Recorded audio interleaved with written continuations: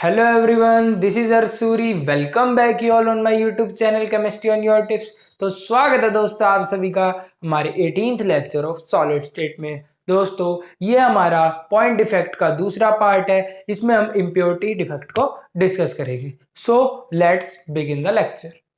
दोस्तों impurity defect क्या होता है? अभी तक हम पिछले लेक्चर में शॉर्ट की, फ्रेंकल, वैकेंसी और इंटरस्टिशियल डिफेक्ट्स को पढ़ चुके हैं। तो दोस्तों इसमें क्या होता है कि कोई ना जैसे कोई कंपाउंड है कोई आयनिक कंपाउंड है NaCl। अब कोई बाहर से दूसरा कंपाउंड है आपका, कोई SrCl2 AlCl3 कोई दूसरा कंपाउंड है, वो आएगा NaCl के साथ क्रिस्टलाइज होएगा और उसके कुछ कैटायन उस कंपाउंड इस लैटिस के अंदर आ जाएंगे और दूसरे वाले कंपाउंड के निकल जाएंगे। जैसे कि अब मैं आपको बताता हूं, इसमें डेफिनेशन पहले पढ़ते हैं। वो डिफेक्ट जिसमें कोई फॉरेन एटम मतलब कोई बाहर से एटम आएगा, किसी दूसरे कंपाउंड का आएगा, या फिर ions are present in the lattice side में वो घुस जाएगा। और किसकी जगह? जो पहले, जैसे ये NaCl का कंपाउंड है, ये NaCl का कंपाउंड है, दिख रहा होगा NaCl का लेटिस है।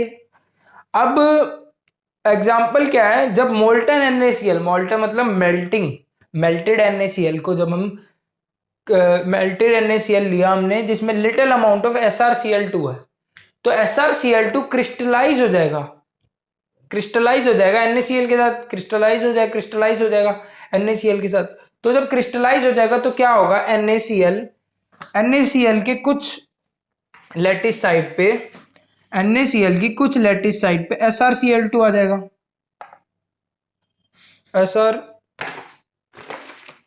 NaCl की कुछ साइड पे Sr2 पॉजिटिव आ जाएगा।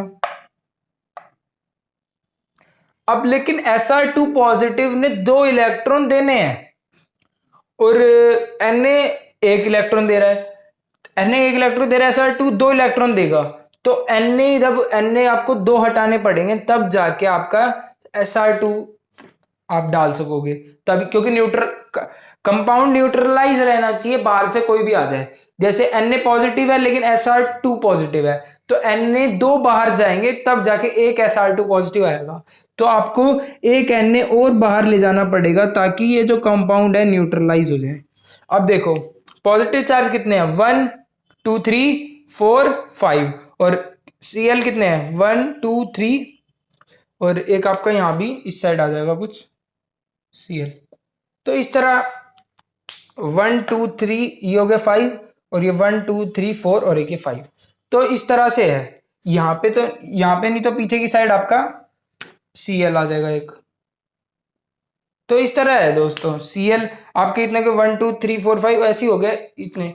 तो इस तरह से आपको न्यूट्रलाइज कर, इसमें क्या होता है, कोई बाहर से कंपाउंड आएगा, उसके साथ मिक्स होएगा और कुछ उसके आयन आ जाएंगे और दूसरे वाले के निकल जाएंगे। जैसे Na के आए, Na के दो चले गए और उसकी जगह एक Sr2 पॉजिटिव आ गया और एक वैकेंसी बन गई, जिसकी वजह से एक वैकेंसी बन गई, वैकेंसी हो गई है, क्योंकि Sr2 अकेला 2 Na के बराबर है, Sr2 पॉजिटिव 2 Na के बराबर है। समझ गए होगे आप दोस्तों? तो ये है। अब फॉरेन एटम का मतलब हो गया कोई जो बाहर से दूसरे कंपाउंड का आयन है। तो ये हमारा इंप्योरिटी इफेक्ट है दोस्तों। इसको मतलब बाहर से किसी इंप्योरिटी को डालने को कहते हैं डोपिंग। डोप कर दिया हमने, NaCl और SrCl2 एक दूसरे में डॉप हो गए, डोपिंग करी हमने। तो ये बाहर से जब इंप्योरिटी डालते हैं तो उसको डोपिंग कहा जाता है। तो ये दोस्तों ये हमारा इंप्योरिटी डिफेक्ट। अब एक न्यूमेरिकल है, मतलब कुछ इसी तरह का ही हमारा एक्सरसाइज का क्वेश्चन है, 25th क्वेश्चन है एक्सरसाइज का, NCERT का। तो दोस्तों देखते हैं इसे। इफ NaCl इज डोप्ड का मतलब बता दिया, इंप्योरिटी डाली गई उसमें, विद 10 की पावर -3 मोल % ऑफ SrCl2। तो आपको मेन बात क्या है, ये बोली गई कि 1 mole of NaCl, 1 mole of NaCl is doped with 10 की power 3 mole percent of SrCl2। मतलब कि कितना हो गया 10⁻³ तो 10⁻³ डिवाइड बाय 100, ऊपर जाके 10⁻⁻5 मोल। तो 10⁻5 मोल के साथ डोप किया गया SrCl2 के 10⁻5 मोल -5 मोल के साथ करा गया। अब क्वेश्चन क्या पूछा गया, ये तो स्टेटमेंट से हमने निकाल दिया क्या दिया हुआ है। क्वेश्चन क्या पूछा है, what is the concentration of cation, मतलब कि आयन का कटायन वैकेंसी। अब मैंने पिछले लेक्चर्स में आपको बता रखा है कि जो number of particles constituent particles होते हैं, जो कॉन्स्टिट्यूएंट पार्टिकल्स होते हैं, कॉन्स्टिट्यूएंट पार्टिकल्स होते हैं जो, उसमें आपके आते हैं आयंस, एटम्स और मॉलिक्यूल्स। कॉन्स्टिट्यूएंट पार्टिकल्स में आयंस भी आते हैं, एटम्स भी आते हैं और मॉलिक्यूल्स भी आते हैं, और कैटायन भी आयन का ही टाइप है। तो इसने पूछा है कि कैटायन की वैकेंसी निकालो, तो कैसे निकलेगा, मतलब कि आयन निकालो, और कंसंट्रेशन मतलब कि नंबर ऑफ पार्टिकल्स निकालने हैं, नंबर ऑफ कैटायन निकालने हैं। तो एक ही फॉर्मूला है इसका आपके पास, मोल्स, एक तो आपको मोल्स दे रखे ना, तो मोल्स की फॉर्म में एक ही फॉर्मूला है कि number of moles is equals to number of particle constituent particle divide by Na Avogadro number. तो यही फॉर्मूला है आपके पास। मोल्स आपके पास है, नंबर ऑफ पार्टिकल्स मतलब कि कैटायन वैकेंसी आपको निकालनी है, cation concentration of cation, cation मतलब ion, ion number of particles में आ जाता है की कैटेगरी में। तो अब ये इससे मल्टीप्लाई कर दो, मोल्स कितने हैं आपके पास 10⁻⁻5, ये इधर डिवाइड में उधर जाके मल्टीप्लाई में, इसकी वैल्यू क्या होती है 6.022 into 10⁻23, which is equals to concentration of cation, cation vacancy, concentration of cation vacancy. तो ये कितना हो गया 6.022, 23 और में से 5 माइनस हुए 18, तो ये आ गया आपका कंसंट्रेशन ऑफ कैटायन वैकेंसी।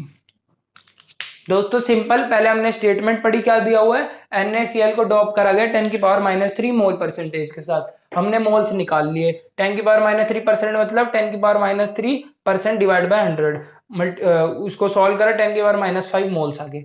अब हमने देखा कि हमसे पूछा गया है what is the cation vacancy, cation का मतलब कैटायन किसका टाइप है, आयंस का टाइप है, और नंबर ऑफ आयंस का हमारे पास क्या फॉर्मूला होता है, नंबर ऑफ आयंस किसकी फॉर्म में आते हैं, नंबर ऑफ पार्टिकल्स में।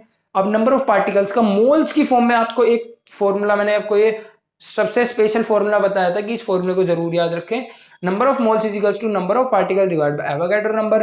हमारे पास एवोगैड्रो नंबर की वैल्यू होती है, मोल्स हमें दे रखे हैं, नंबर ऑफ पार्टिकल्स निकल गए। तो ये आपका 6.02 इंटू 10⁻28 आपका concentration of constituent cation vacancy आ गया। तो दोस्तों ये था हमारा इम्प्योरिटी डिफेक्ट, और ये था हमारा, और एक और बात, एग्जाम्पल में आपका NaCl भी क्रिस्टलाइज हो सकता है SrCl2 के साथ, और प्लस एक एग्जाम्पल और है आपका कैडमियम क्लोराइड भी हो सकता है सिल्वर क्लोराइड के साथ। तो दो एग्जाम्पल है, दोनों में से अगर आपसे कोई भी पूछा जाए कि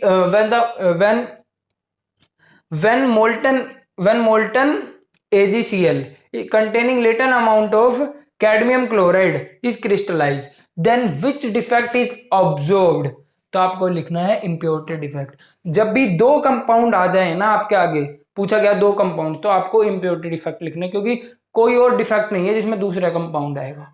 तो ये है आपका इम्प्योरिटी डिफेक्ट, और ये आपका 25th क्वेश्चन जो इसी बेस पे था। तो दोस्तों ये था हमारा आज का लेक्चर। अगले लेक्चर में हम पढ़ेंगे दोस्तों नॉन स्टोइचियोमेट्री डिफेक्ट, उसमें एफ सेंटर को पढ़ेंगे। तो मिलते हैं दोस्तों नेक्स्ट लेक्चर में, तब तक के लिए सी या, have a good day, thank you दोस्तों।